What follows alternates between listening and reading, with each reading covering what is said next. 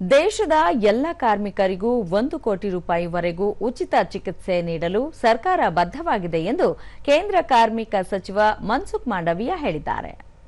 ಬೆಂಗಳೂರು ಗ್ರಾಮಾಂತರ ಜಿಲ್ಲೆಯಲ್ಲಿ ದೊಡ್ಡಬಳ್ಳಾಪುರದಲ್ಲಿ ನೂತನವಾಗಿ ನಿರ್ಮಿಸಲಾಗಿರುವ 100 ಹಾಸಿಗೆ ಸಾಮರ್ಥ್ಯದ ಇಎಸ್ಐಸಿ ಆಸ್ಪತ್ರೆಯನ್ನು ಅವರು ಲೋಕಾರ್ಪಣೆ ಮಾಡಿದರು.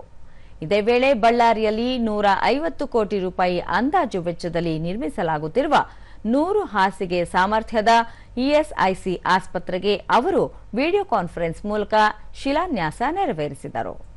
ಕಾರ್ಮಿಕ ಖಾತೆ ರಾಜ್ಯ ಸಚಿವೆ ಶೋಭಾ ಕರಂದ್ಲಾಜೆ, ಸಂಸದ ಡಾಕ್ಟರ್ ಕೆ ಸುಧಾಕರ್, ಶಾಸಕ ಧೀರಜ್ ಮುನಿರಾಜು ಹಾಗೂ ಇಎಸ್ಐಸಿ ಹಿರಿಯ ಅಧಿಕಾರಿಗಳು ಪಾಲ್ಗೊಂಡಿದ್ದರು.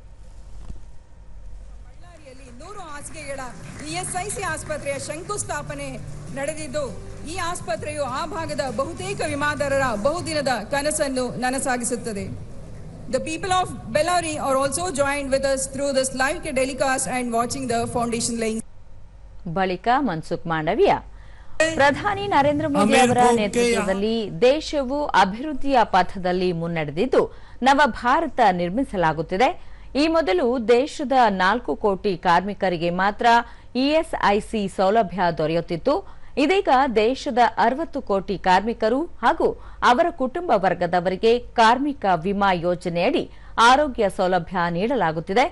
1 ಕೋಟಿ ರೂಪಾಯಿವರೆಗೆ ಅಥವಾ ಯಾವುದೇ ಹಣಕಾಸಿನ ಮಿತಿ ಇಲ್ಲದಂತೆ ಉಚಿತವಾಗಿ ಚಿಕಿತ್ಸೆ ನೀಡಲಾಗುತ್ತಿದೆ ಎಂದರು.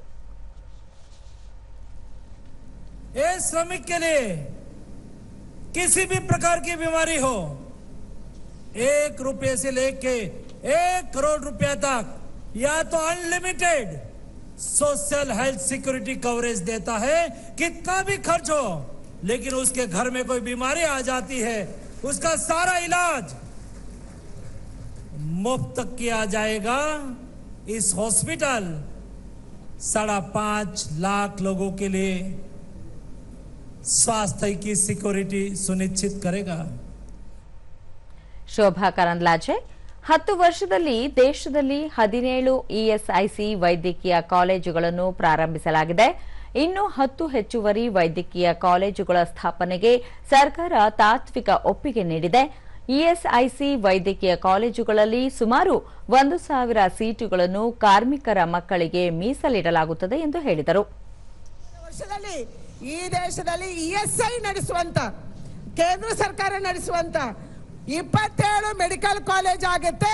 ಅಂದ್ರೆ 1,000ಕ್ಕಿಂತ ಹೆಚ್ಚು ಸ್ಟೂಡೆಂಟ್ಸ್ ನಮ್ಮ ಕಾರ್ಮಿಕರ ಮಕ್ಕಳಿಗೆ ಸೀಟ್ ಸಿಗುತ್ತೆ. ಇದು ವಿಶೇಷವಾಗಿ ಈ ದೇಶದಲ್ಲಿ